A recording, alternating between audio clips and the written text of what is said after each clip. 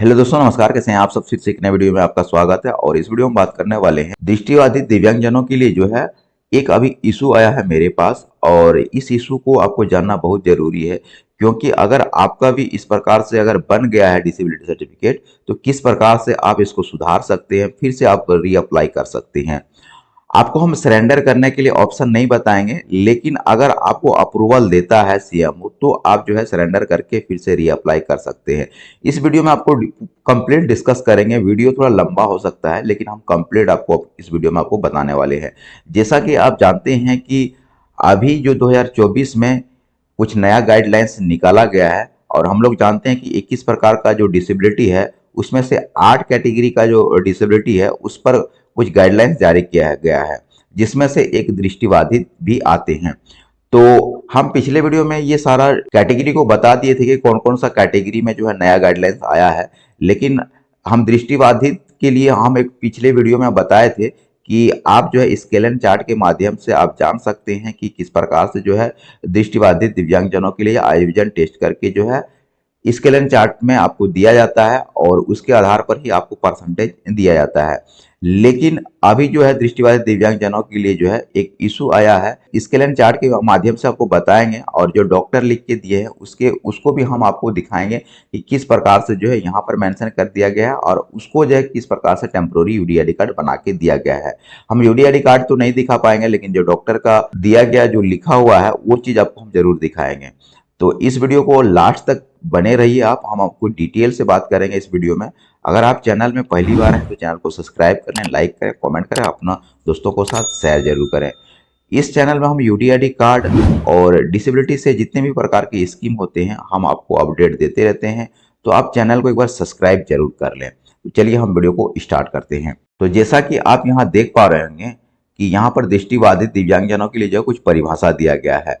तो हम पिछले वीडियो में भी आप लोगों को बताए थे इसके बारे में, लेकिन उस कंडीशन में जो है ये अप्लाई नहीं हुआ है, और इसमें टेम्पोररी यूडीआईडी कार्ड बना के दे दिया गया है। ये जो परिभाषा लिखा हो गया है 19.1 पर, तो इसका तो हम पिछले वीडियो में आपको कमेंट बॉक्स में पिन कर दिए थे इसको, तो वहां से आप इसको डाउनलोड करके पढ़ सकते हैं। लेकिन इसका 19.2 जो है वो बहुत ही इंपॉर्टेंट चीज है, उसको हम इस वीडियो में बताएंगे, और आपको चार्ट के माध्यम से बताएंगे, और चार्ट में ही आपको हम जो डॉक्टर लिख के दिए हैं उसको दिखाएंगे। तो दोनों चीज हम एक साथ करने वाले हैं और आपको समझाने भी वाले हैं। तो सबसे पहले मैं 19.2 को हम पढ़ लेते हैं कि 19.2 में क्या लिखा गया है। तो ये आगे 19.2 यहाँ आप देख सकते हैं, और ये बहुत ही इंपॉर्टेंट चीज है। और यूडीआईडी कार्ड जो उस कंडीशन में बनता है जिसका मोतियाबिंद है आंख में, और CSCR है जिसको बोलते हैं रेटिनोपैथी के कारण होते हैं, उसको जो है टेम्पोररी यूडीआईडी कार्ड बना के दिया जाता है। जैसा कि यहाँ आप देख पा रहे होंगे, मोतियाबिंद और CSCR, इसका अगर जो कारण है रेटिनोपैथी जो कारण है, इसके कारण से जो है टेम्पोररी यूडीआईडी कार्ड बना के दिया जाता है। लेकिन जो है अभी मेरे पास जो केस आया उसमें जो है ये दोनों बीमारी नहीं है, फिर भी उसको जो है टेम्पोररी यूडीआईडी कार्ड बना के दे दिया गया है। तो उसी के बारे में हम डिस्कस करेंगे, लेकिन उससे पहले आप ये इस गाइडलाइंस को आपको पढ़ना बहुत जरूरी है जो चीज लिखा गया है। तो चलिए आपको हम पढ़ के बताते हैं कि क्या यहाँ पर दिया गया है। यहाँ पर बोला गया है कि प्रमाण पत्र की प्रकृति चिकित्सा पदाधिकरण तय करेगा कि दिव्यांगता की स्थिति अस्थायी या अस्थायी है। ये दो चीज दिया गया कि आपको जो है स्थिति को जानकर ही आपको अस्थायी या अस्थायी आपको यूडीआईडी कार्ड बना के देना होगा, दिव्यांगता सर्टिफिकेट बना के देना पड़ेगा, या नहीं तो दिव्यांगता प्रमाण पत्र केवल अस्थायी दिव्यांगता के मामले में ही जारी किया जाना चाहिए। तो यहाँ पर बोला गया कि जो अस्थायी दिव्यांगता है उसी को जो है यूडीआईडी कार्ड जारी किया जाना चाहिए। ये चीज बहुत अच्छा चीज लिखा हुआ है। इसके बाद यहाँ पर बोला गया है कि रोजगार, शिक्षा आदि में आरक्षण जैसा लाभ केवल अस्थायी रूप से दिव्यांग व्यक्तियों तक ही सीमित होनी चाहिए। तो ये बहुत ही इंपॉर्टेंट चीज है, जिसका भी अस्थायी रूप से यूडीआईडी कार्ड डिसेबिलिटी सर्टिफिकेट बना हुआ है उसी को जो है आप शिक्षा और रोजगार में उसका लाभ मिलेगा। ये चीज बहुत ही इंपॉर्टेंट चीज यहाँ पर बोला गया। आपका पेंशन वगैरह हो जाएगा, ठीक है, लेकिन अगर मान लीजिए कि आपको शिक्षा और रोजगार में आपको लाभ चाहिए तो आपका permanently UDID card disability certificate होना चाहिए, तभी जाके जो है आप इसका लाभ ले पाएंगे। इसके बाद यहाँ पर बोला गया है कि एक अस्थायी रूप से अक्षम व्यक्ति जिसकी स्थिति भविष्य में बदलने की संभावना है उसका पूर्ण मूल्यांकन किया जाना चाहिए। अस्थायी दिव्यांगता प्रमाण पत्र दृष्टि दिव्यांगता के लिए तब जारी किया जाना चाहिए जब दिव्यांगता केवल मोतियाबिंद और CSCR के कारण होते हैं। तो बोल रहा है कि यहाँ अस्थायी यूडीआईडी कार्ड या डिसेबिलिटी सर्टिफिकेट उसी को जारी करना चाहिए जो मोतियाबिंद और रेटिनोपैथी के कारण होते हैं, उसको जो है टेम्पोररी यूडीआईडी कार्ड जारी किया जाना चाहिए। लेकिन मेरे पास जो केस आया उसमें से जो है ये दोनों बीमारी उसके पास नहीं है, आपका रेटिनोपैथी भी नहीं है और मोतियाबिंद भी नहीं है, लेकिन उसका जो है टेम्पोररी यूडीआईडी कार्ड जारी कर दिया गया है। तो किस कारण से जारी किया गया हम नीचे जो है चार्ट के माध्यम से आपको बताने वाले हैं। तो यहाँ पर 19.3 में जो लिखा गया है इसी को हम नीचे इसका चार्ट के माध्यम से आपको हम समझाने वाले हैं। तो यहाँ देख सकते हैं ये चार्ट है और इसके माध्यम से आपको बताने वाले हैं कि किस प्रकार से जो है यहाँ पर मेंशन किया जाता है। तो यहाँ पर देख सकते हैं हम पिछले वीडियो में नॉर्मल स्केलिन चार्ट के भी माध्यम से हमको बताए थे कि अगर मान लिया जाए कि आपका 6/6 से लेकर 6/18 है तो आपको कोई परसेंटेज आपको नहीं मिलेगा, यानी आपका आंख में किसी भी प्रकार की कोई प्रॉब्लम नहीं है, आपका विजन बिल्कुल ठीक है, इसमें आपको 0% आपको मिलने वाला है। हम पिछले वीडियो में भी आपको ये स्केलिन चार्ट के माध्यम से बताए थे और नॉर्मल स्केलिन चार्ट के माध्यम से। इसके बाद यहाँ पर बोला गया कि 6/24 से लेकर 6/60 है तो आपका जो आंख का विजन है वो 10% लॉस हुआ है, तो यहाँ पर आपको जो है 10% आपको दिया जाएगा। इसके बाद यहाँ पर बोला गया कि 6/60 से भी कम से लेकर 3/60 तक अगर आपका विजन है तो उसमें आपको 20% आपको दिया जाएगा। इसके बाद यहाँ पर बोला गया कि 3/60 से भी कम प्रकाश की कोई अनुभूति नहीं हो रही है और ये एक आंख में, तो उसको जो है 30% उसको दिया जाएगा। अगर मान लो दोनों आंख में अगर 3/60 है और प्रकाश की कोई अनुभूति नहीं हो रहा है, उस कंडीशन में जो है आपको यहाँ पर परसेंटेज दिया जाएगा। और यहाँ पर एक आंख की बात कर रहा है, ठीक है। तो एक आंख में तो अगर आपका 3/60 दिया गया है तो आपको 30% मिलने वाला है। इसके बाद नीचे आप आएंगे और यहाँ पर आप देख सकते हैं इसी कंडीशन में जो है वहां पर बताया गया है। हम आपको जो डॉक्टर लिख के दिए हैं उस डॉक्यूमेंट को भी आपको हम दिखाते हैं। यहाँ पर बोला गया कि 6/24 से लेकर 6/60 तक जिसका भी विजन लॉसेस हुआ है उसको जो है 40% दिया जाएगा। लेकिन इसी कंडीशन को जो है डॉक्टर मेंशन करके दिए हैं, लेकिन इसी में उसको 40% तो दिया गया है लेकिन इसको परमानेंटली नहीं किया गया है।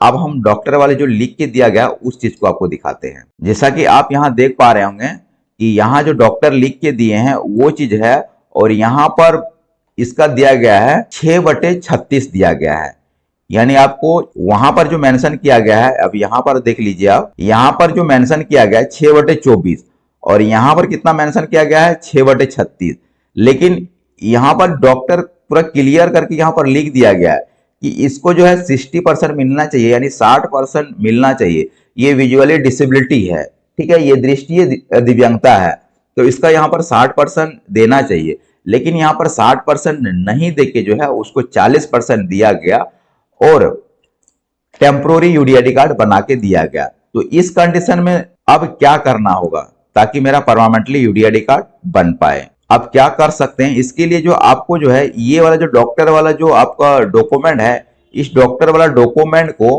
और आपका डिसेबिलिटी सर्टिफिकेट को लेकर आपको सीएमओ के पास जाना है। डिसेबिलिटी सर्टिफिकेट, यूडीआईडी कार्ड और आधार कार्ड को लेकर जो है आपको सीएमओ के पास जाना है। सीएमओ से बात करना है और बोलना है कि सर मेरा जो हम चेकअप कराए थे गवर्नमेंट हॉस्पिटल में, जब हमको यहाँ से रेफर कर दिया गया था गवर्नमेंट हॉस्पिटल आई चेक कराने के लिए, तो जब हम वहां पर चेक किए अपना आई विजन को तो वहां से डॉक्टर हमको 60% लिख के दिया है और ये विजुअली डिसेबिलिटी लिख के दिया गया और मेरा जो है जो यहाँ पर दिया गया है, मेंशन किया गया है, यहाँ पर दिया गया है 6/36 जहाँ पर लिखा गया है मेरा विजन है और यहाँ पर डॉक्टर यहाँ पर 60% लिख दिया गया है। लेकिन डॉक्टर यहाँ पर जब हम उस डॉक्यूमेंट को सबमिट किए हॉस्पिटल में तो यहाँ पर जो है मेरा 40% दिया गया और टेम्पोररी दिया गया है। तो किस कंडीशन में जो है हमको इतना परसेंटेज 40% दिया गया और टेम्पोररी यूडीआईडी कार्ड बना के दिया गया है, तो वहां से आपको